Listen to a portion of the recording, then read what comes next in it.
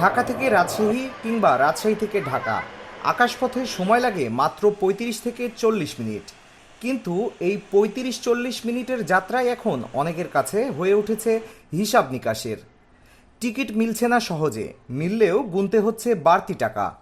চিকিৎসা, ব্যবসা কিংবা জরুরি প্রয়োজনে রাজধানীতে যেতে চাওয়া যাত্রীদের অনেকেই বলছেন ভাড়া যতটা বেড়েছে সেই অনুপাতে বাড়েনি সেবার মান। টিকিট মূল্য বেড়েছে। এখন যে ফ্লাইটে আসলাম এটার টিকিটের মূল্য ছিল ৪,৯০০ টাকা, এখন ৫,৭৭৫ টাকা। সে তুলনায় কোনো সার্ভিস বাড়ায় নাই, একই আর রয়েছে আর কি। গভর্নমেন্টকে উদ্যোগ নিতে হবে, এত পার্সেন্ট বাড়ার পরে যে সার্ভিস আমাদের, সে সার্ভিসটা তো আমাদের প্রোভাইড করতে হবে আর কি, অতিরিক্ত টাকার জন্য। কিন্তু কোনো এক্সট্রা কোনো সার্ভিস এখানে প্রোভাইড করে না। একসময় ঢাকা রাজশাহী রুটে তুলনামূলক কম খরচে আকাশপথে যাতায়াত করা যেত, কিন্তু নভ এয়ার এই রুট থেকে সরে যাওয়ার পর কমেছে প্রতিযোগিতা। বর্তমানে সীমিত সংখ্যক ফ্লাইট পরিচালিত হওয়ায় চাহিদার তুলনায় সিট কম, এমন অভিযোগ যাত্রীদের। আর সেই সুযোগেই বেড়েছে টিকিটের দাম। বর্তমানে বিভিন্ন শ্রেণীতে ৫ থেকে ৬ হাজার টাকার বেশি ভাড়া গুনতে হচ্ছে যাত্রীদের। আর শেষ মুহূর্তে সেই টিকিটের দাম বাড়ছে ১০,০০০ থেকে কখনো কখনো ১৮,০০০ টাকা পর্যন্ত। এখন একটু বেশি, আগে ছিল আপনার মনে করেন ৪,০০০ প্লাস বা ৪৫০০ এরকম ছিল, এখন মনে করেন ৫,০০০ প্লাস, মাঝে মধ্যে ৬,০০০। এটা মানে টাইমের উপরে ডিপেন্ড করে, অনেক সময় ১০,০০০ও ঠেকে যায় মনে করেন যখন চাপ থাকে। এটা একটু বেশি মনে করেন তুলনামূলকভাবে। টিকিটের মতো তো সার্ভিস ওইরকম তো আর অ্যাকচুয়ালি মানে নর্মালের মতোই মনে করেন, সার্ভিস তো এরকম অতটা ভালো না। প্রশ্ন উঠছে, শুধু ভাড়া বাড়লেই কি যাত্রী সেবা বাড়ছে? যাত্রীদের অভিযোগ, অনেক সময় এক সপ্তাহ আগেই টিকিট বুকিং করতে হচ্ছে। জরুরি প্রয়োজনে শেষ মুহূর্তে টিকিট চাইলে দাম আরও বেড়ে যাচ্ছে। বিশেষ করে চিকিৎসার প্রয়োজনে ঢাকায় যাওয়া রোগী ও স্বজনদের জন্য এই বাড়তি খরচ হয়ে উঠেছে বড় চাপ। রাজশাহী শুধু একটি বিভাগীয় শহর নয়, উচ্চশিক্ষা, চিকিৎসা, ব্যবসা বাণিজ্য, সিল্ক শিল্প এবং পর্যটন সব মিলিয়ে প্রতিদিন এই রুটে তৈরি হচ্ছে বিপুল যাত্রী চাহিদা।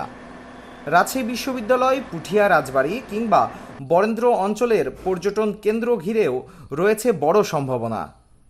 কিন্তু আকাশপথে ভাড়া ও টিকিট সংকট থাকলে এর প্রভাব পড়ে পুরো অঞ্চলের অর্থনীতিতে।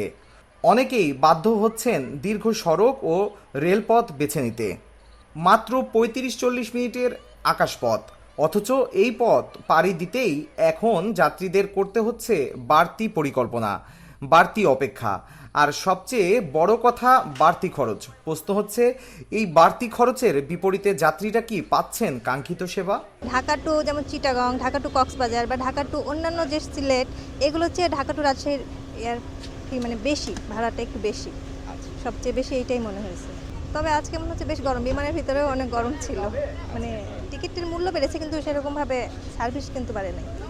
যাত্রীদের এসব অভিযোগের বিষয়ে বক্তব্য জানতে যোগাযোগ করা হয় সংশ্লিষ্ট এয়ারলাইন্স ও টিকিট বিক্রয়কারী এজেন্সিগুলোর সঙ্গে। তবে ক্যামেরার সামনে এই বিষয়ে কথা বলতে রাজি হননি সংশ্লিষ্টরা। তাহলে প্রশ্ন থেকেই যায়, যাত্রী বাড়ছে, প্রয়োজন বাড়ছে, অথচ ফ্লাইট কেন বাড়ছে না? ঢাকা রাজশাহীর আকাশপথের এই সংকট শুধু কয়েকটি টিকিটের গল্প নয়, এর সঙ্গে জড়িত আছে একজন রোগীর সময় মতো চিকিৎসা পাওয়ার নিশ্চয়তা, একজন শিক্ষার্থীর সময় মতো গন্তব্যে পৌঁছানো, আর একটি অঞ্চলের পর্যটন ও অর্থনীতির সম্ভাবনা। তাই যাত্রীদের দাবি ফ্লাইট বাড়ুক, প্রতিযোগিতা বাড়ুক, টিকিটের মূল্য যৌক্তিক পর্যায়ে আসুক, আর যে অর্থে তারা টিকিট কিনছেন সেই অর্থের সঙ্গে সামঞ্জস্যপূর্ণ সেবাটুকু নিশ্চিত হোক। ১ ঘন্টারও কম সময়ের আকাশপথ যেন আর ভোগান্তির দীর্ঘযাত্রা না হয়, এটাই এখন রাজশাহীর আকাশযাত্রীদের প্রত্যাশা। রাজীব, স্কাই বাংলা, রাজশাহী।